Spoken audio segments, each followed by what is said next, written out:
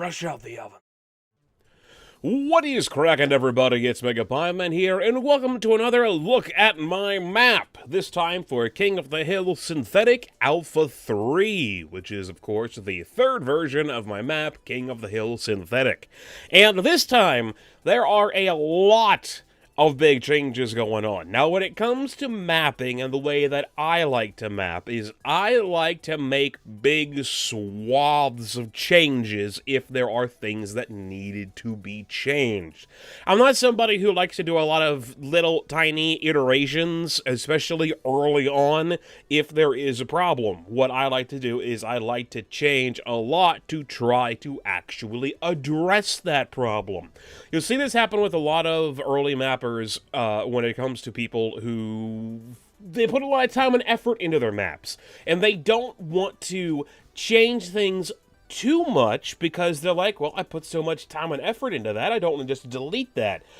But unfortunately, that is not an attitude that you want to have when it comes to mapping, at least for Team Fortress 2 or mapping in general. You want to be unattached from the parts of your map that you have created. That way, when you need to change something through playtesting, you aren't depressed or disheartened actually having to change it.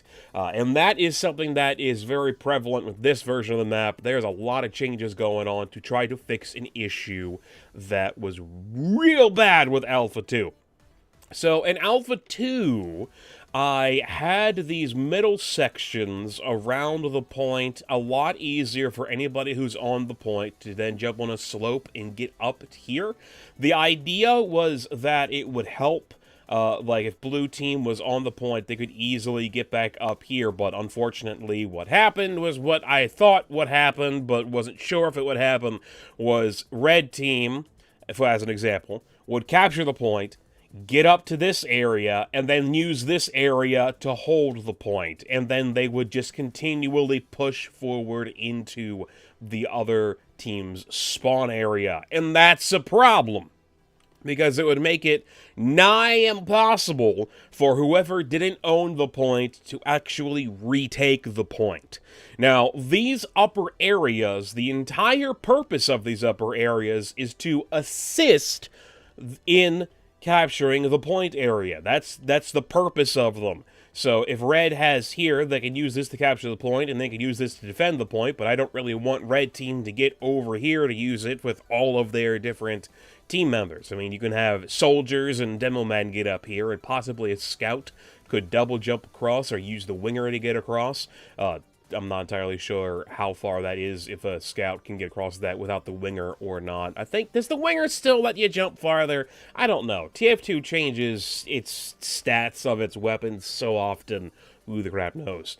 But I also changed up a couple of other things that may not be obvious, namely, when it comes to the respawn times for whoever owns the point. I upped those by a couple of seconds to try to help the people who don't own the point recapture the point. When it comes to Team Fortress 2, at the very least, Team Fortress 2 is very attacker-friendly when it comes to respawn times at the very least. It likes to give attackers shorter respawn times and defenders higher respawn times to try to even things out and make it more of a back and forth. So whoever owns the point has a higher respawn than whoever doesn't, to help give whoever doesn't a bit of a hand trying to take it to make more of an interesting challenge.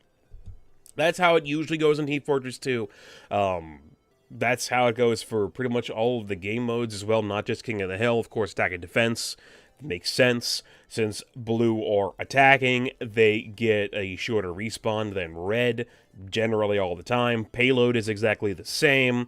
I'm trying to think of, I think 5CP does the same thing as well. I've never really made a 5CP map, because 5CP maps are very competitive focused, and I'm not really good at competitive, so I just don't mess with that generally. So I'm not entirely sure about that, but I believe that's how it works in that as well. I also changed up this upper area. I don't believe that this was in Alpha 2, but I've been mapping so much I am having trouble trying to remember what was in the second version of the map and what wasn't. So if this was in the second version of the map, I apologize for treading area that has already been, but I added this room here to try to give snipers a bit more of something to do. I've noticed that snipers don't really have a reason to go to the left side of the map. Since the right side of the map, they go over here and they snipe down this way, they go up here and they snipe down that way, they can go over here, but they can't really do a whole heck of a lot, especially when it comes to the point, because they have, you know, this building in the way. So I put this little window here so snipers can stand here and be all little snipers, or anybody can actually stand here and do whatever they want, and then they can get headshotted from somebody over here being like, boom, headshot, and moving on that way. Hopefully that works the way I want it to. We'll see with playtesting, but that is the general idea at the moment. I also changed around the cover a little bit to accommodate the new area. I got some weird shadows going on with this. I don't know what is happening. That needs to be fixed. The next version. We will see about that. Something else that I tried to address with this particular version of the map is the walk time to the point. Apparently the map was rather lengthy. I don't know if the map is actually very lengthy or if it's just complex with the geometry. Geography? I don't know why. Is it one or the other, or is it both? It could be. I don't know. But I tried to figure out where in the world is Carmen Sandiego, for one thing, because no one can ever find her. She's either in outer space or in some different time period. Who the crap knows? But I tried to figure out where in the world I could cut in the map in order to cut time and make the map smaller. I didn't really want to cut the second transitional building area because I like it where it is. I like this size-wise as it is. I did change up over here a little bit. I added this angled staircase. I'm not very good at working with angles in Team Fortress 2, as you can tell by the fact that this map is basically a line from one side all the way to the other without much in the way of angles. But it's got a little bit of an angle in there. You know, it's got a nice little curt angle in there. So hopefully that will open this area up a little bit more, make it play a little bit more interestingly. It makes snipers use it, because I'm still trying to give snipers a place to go, because you want... When it comes to making a map, especially in Team Fortress 2, every single class needs something to do. So, snipers need somewhere to snipe. Engineers need somewhere to build. Heavies need cover. Soldiers need places to rocket jump, so on and so forth. So, trying to figure out how to put places for snipers to snipe. It does mean, of course, that this engineer alcove has pretty much disappeared by this point, and I did move this forward a bit just to fill in empty space, but engineers can still, like, build up in here and build up over here, you know, that can happen. That they got the metal resource right there, so, or they can build up in here, so, you know, you still got options. Unfortunately, I'm getting less and less engineer-focused options as we go, but I think that'll be okay. I hope. But yeah, when it came to trying to cut space, I decided to try to cut space in this area, and I basically completely remade it in hopes of making it so that the team that owns the point really cannot push past this room, or this building, the first transitional building, basically at all. Mainly because they're at a super disadvantage for everything. When it comes to any team going this way, they'll have to go through this little door, up this little staircase, and by the time they get up there, they'll probably have exploded to tiny little bits all over the place. Small areas like this are very susceptible to splash damage. And I like that for this spot, because it means that any soldiers or demo men who are coming in here, they can just easily push anybody out of this area. And if they walk out here, they shouldn't have too much of an issue with splash damage, because they have this big open area right there. Plus, they can always go up here. to try to get some more height advantage to push their way out that way. And I did change this up a bit. I got rid of that original circular thing that was going to be like a silo or a pipe or something. I don't know what it was going to be, but it's gone now, in favor of this height advantage. So anybody who's quickly coming out of this spawn, they can go in here, they can go over this way, they can look, hey, there's somebody out there, go over here, and boom, they're dead. Or go over this way, and boom, they're dead.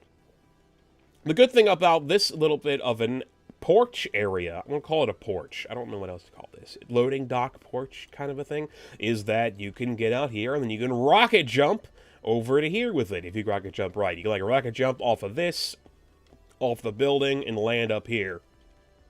Or just do one big sticky bomb jump, woo, right to there. So that is a nice little shortcut.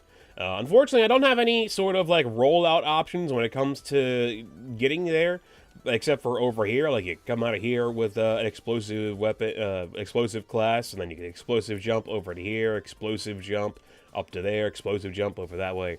Or you can kind of just walk this way and then explosive jump over to here to give them something to do. As I said before, you want to give your classes something to do. Every class needs something to do pretty much all the time. So you gotta kind of build that into the map. Give them an option of somewhere to go, something to do, someplace they can stand and not die. The only other thing that really changed was I edited the spawn area a little bit to try to make it a bit more obvious that this side of the map exists. This over here. Hey, this area. Yeah, this area right here. Hey, this lovely area. This place exists. People, for some reason, generally ignore it. They spawn, and then they go this way. And that's about it.